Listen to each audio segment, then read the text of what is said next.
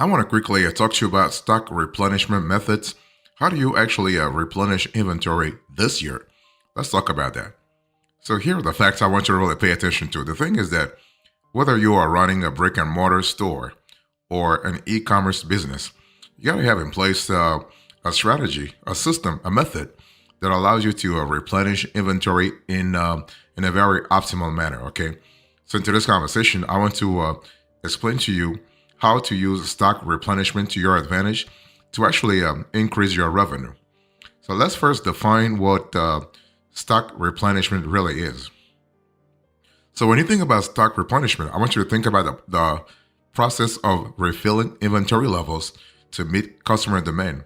And the stock replenishment process actually involves several strategies, several work streams. So for instance, you have monitoring current stock levels, you have forecasting demand, and you also have ordering additional products or goods to maintain an optimal inventory level. See, the whole thing is that you got to always have an optimal. You always need to maintain an optimal level of inventory. Okay, so also known as an inventory replenishment process. The stock replenishment process actually ensures that items remain available across your sales channels without stockouts or even shortages. So when I speak about sales channels, I'm speaking about, of course, online sales channels, but also offline. In other words, brick and mortar channels. Okay. Now, how does stock replenishment work? Well, you first want to monitor inventory levels.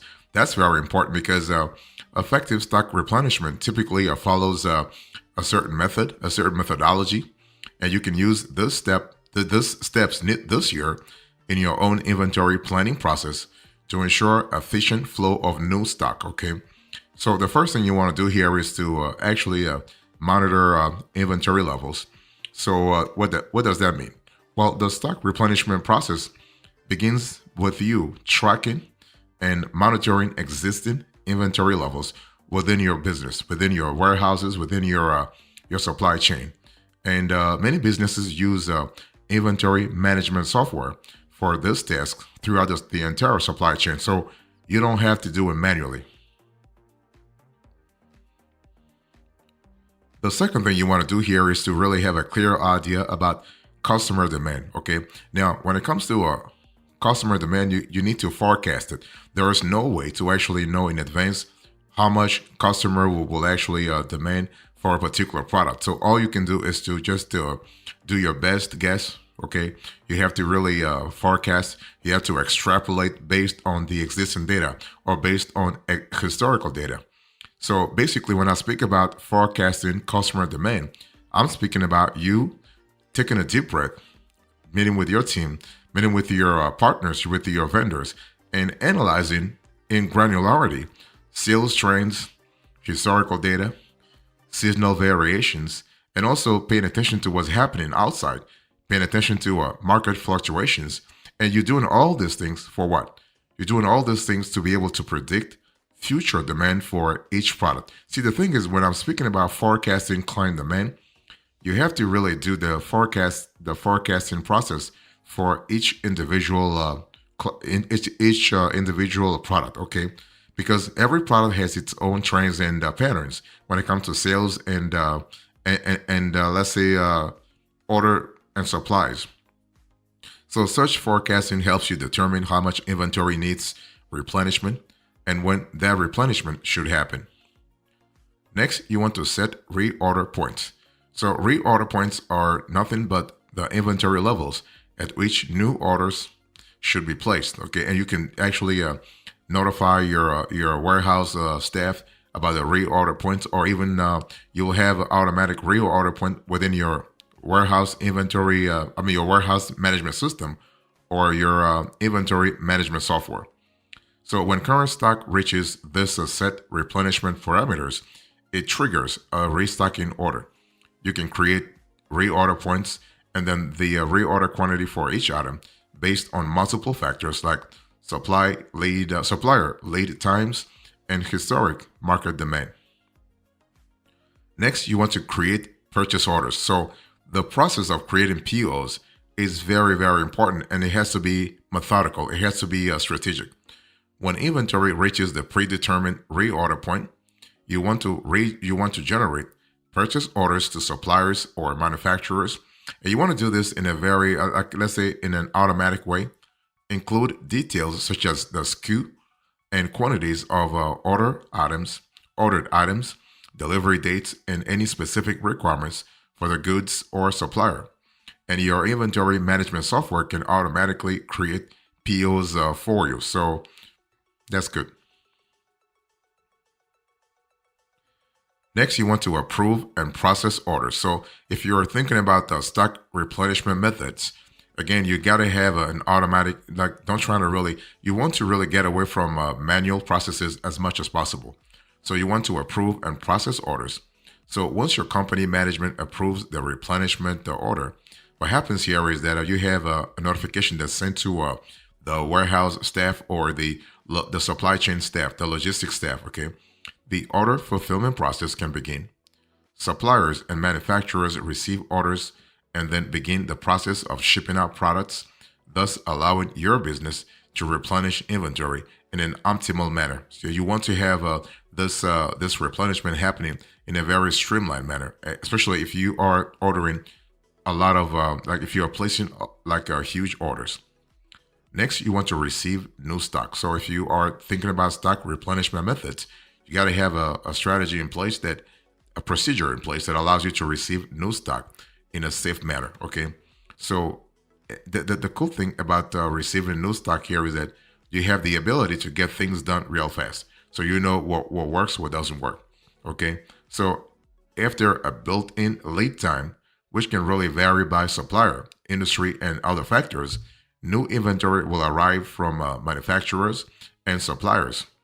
And typically what happens here is that a representative of your business will sign off to confirm the receipt of the products, right? So if you want to really, if you want to systemize, if you want to automate the stock replenishment process, you gotta think about accountability. You gotta really have a staff member accountable, okay, for the whole the receipt and the placement of purchase orders and the receipt of orders, by the way.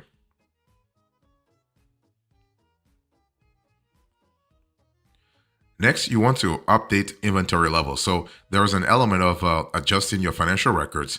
So, but basically, if you're trying to optimize your stock replenishment method, you got to really update inventory levels in an automatic way. Now, if you have a inventory management software, the process happens automatically in the background. You don't have to do this manually. Of course, you still need to check to make sure that things are happening properly, but you don't have to do it yourself, or you don't have to assign staff for that task. Okay, with new inventory received, you will update your databases to reflect the most up-to-date stock level for all items.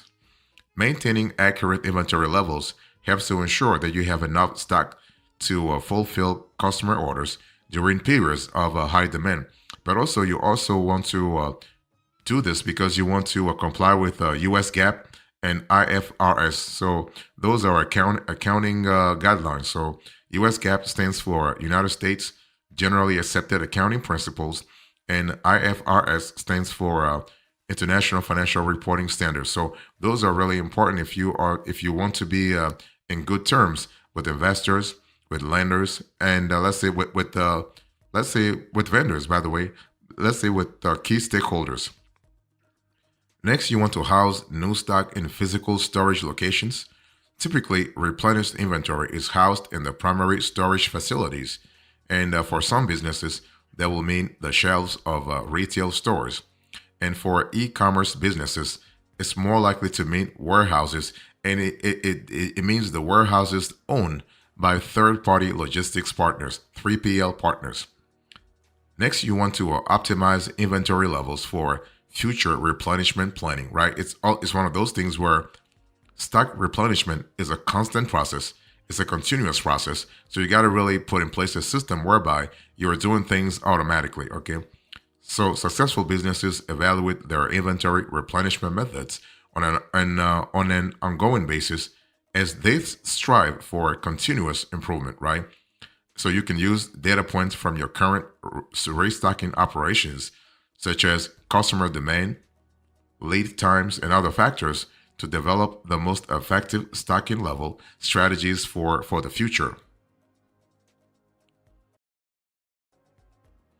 So what are the methods here? So when you think about stock replenishment, you have a lot of methods when it comes to making sure you're optimizing your inventory in real time. Okay, so you have lean time replenishment, you have top off replenishment, you have periodic replenishment, and you have on demand replenishment.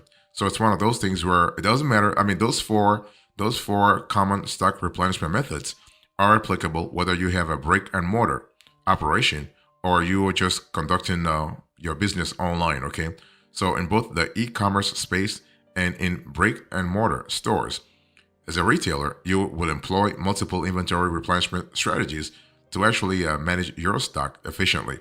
It's one of those things where you have to see whether or not one replenishment method or the other is better for your specific operation, because every entrepreneur has a different operational setup, if you will.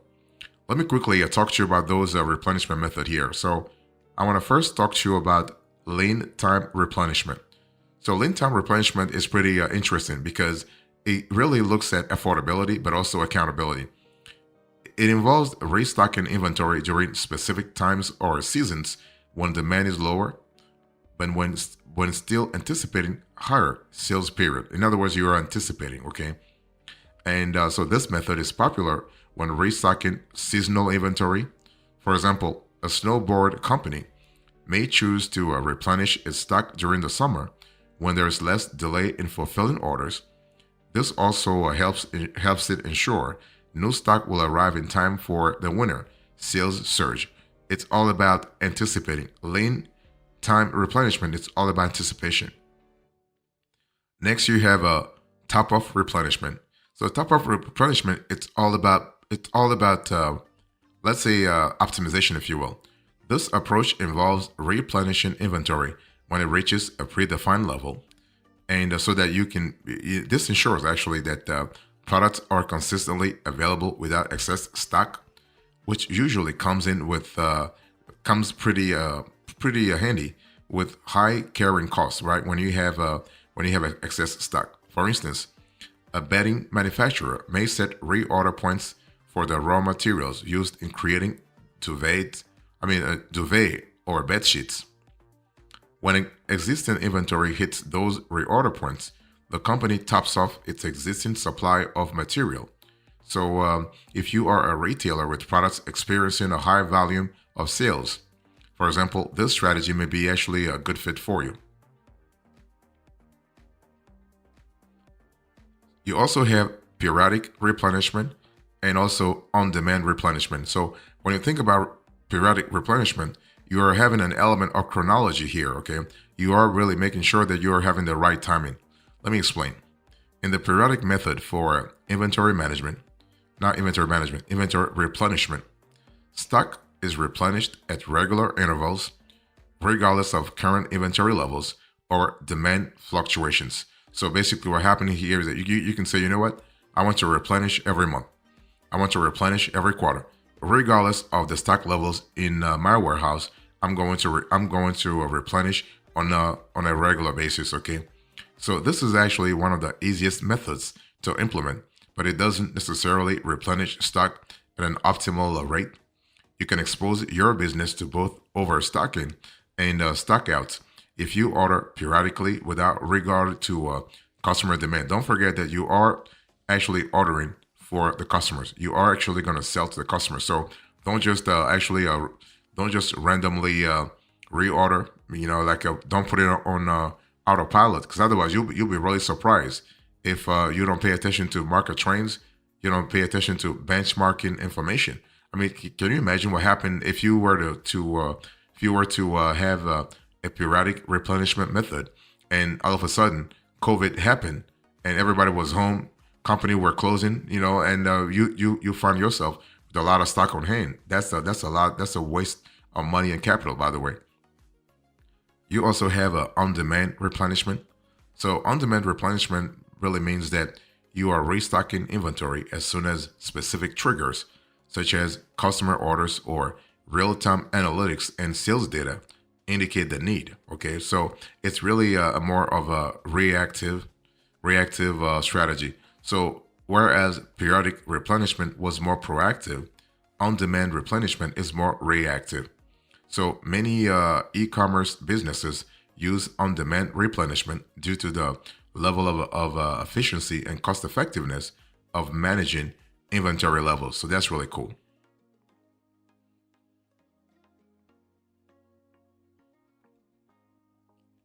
So let me talk to you about the best practices here. When you think about replenishing stock this year, what are the best practices you can really use in your operations?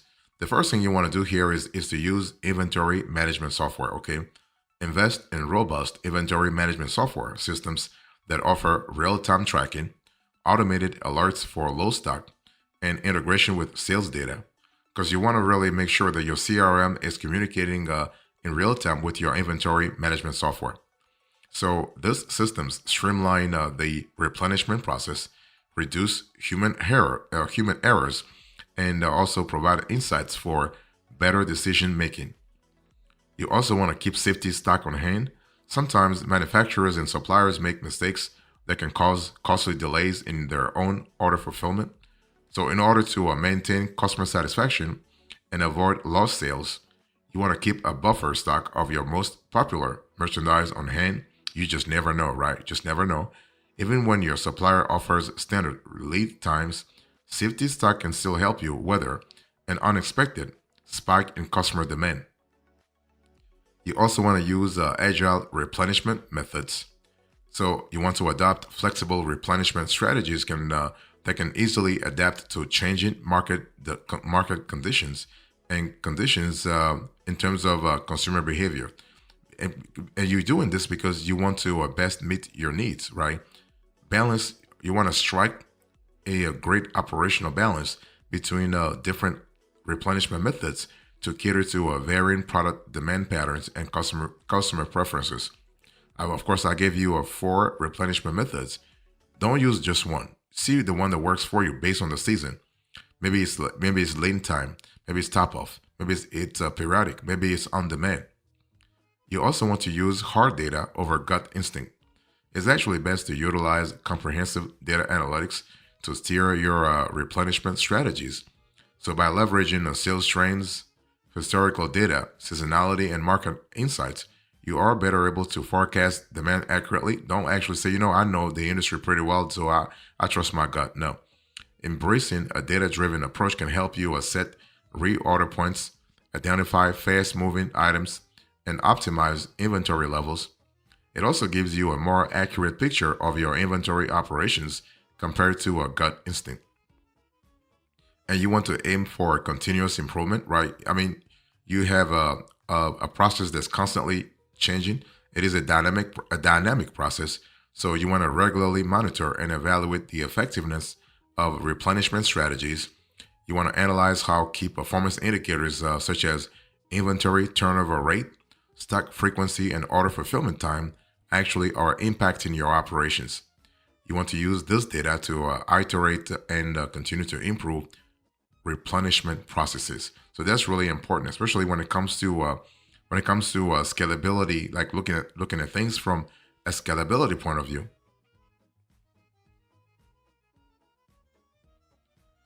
So here's a quote. In today's conversation, I spoke to you about stock replenishment methods, and so I give you the facts, the methods, the best practices, and now the quota. Thank you so much. God bless you. I'll speak to you another time. Until then, remember, stay marvelous.